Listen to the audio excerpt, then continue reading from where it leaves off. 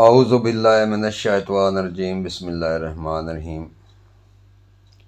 अस्सलामु अलैकुम वरहमतुल्लाहि वबरकातुहू। प्यारे दोस्तों, आज जो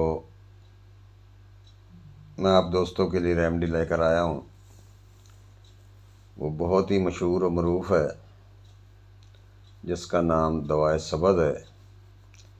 मिकदार खुराक इसकी 2 रत्ती से 8 रत्ती।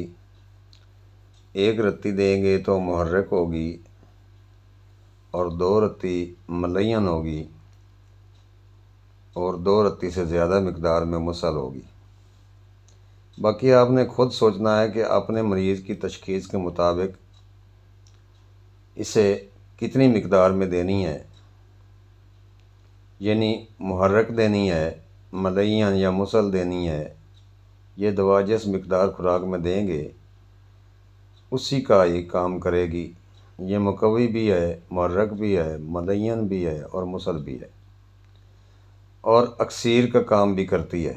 उज़लाती अमराज में इस्तेमाल होती है जब खुलियात सिकुड़ गए हों, गैस हो, कब्ज़ हो, यूरिक एसिड हो, कोलेस्ट्रोल बढ़ा हुआ हो, एसिडिटी बढ़ा हुआ हो, दिल का कोई अमराज हो, दिल की शरियानें तंग हों और ब्लड प्रेशर हाई होता हो, दिल में फासद मादे जमा हो गए हों और बाईपास की ज़रूरत पड़ गई हो, इतलाम होता हो, सुपरम अब नॉर्मल हो और कैंसर हो। उज़लाती अमराज में ज़रूर इस्तेमाल करवाएं। खुश्की और हरारत की कमी के लिए मुजर्रब है। अगर हम मुसल की सूरत में इस्तेमाल करवाते हैं और मरीज़ को इसहाल आने शुरू हो जाते हैं तो ऐसी सूरत में पानी की कमी भी ज़रूर होगी और खुश्की बढ़ जाती है, तो बहुत सारे अहबाब इसे छोड़ देते हैं।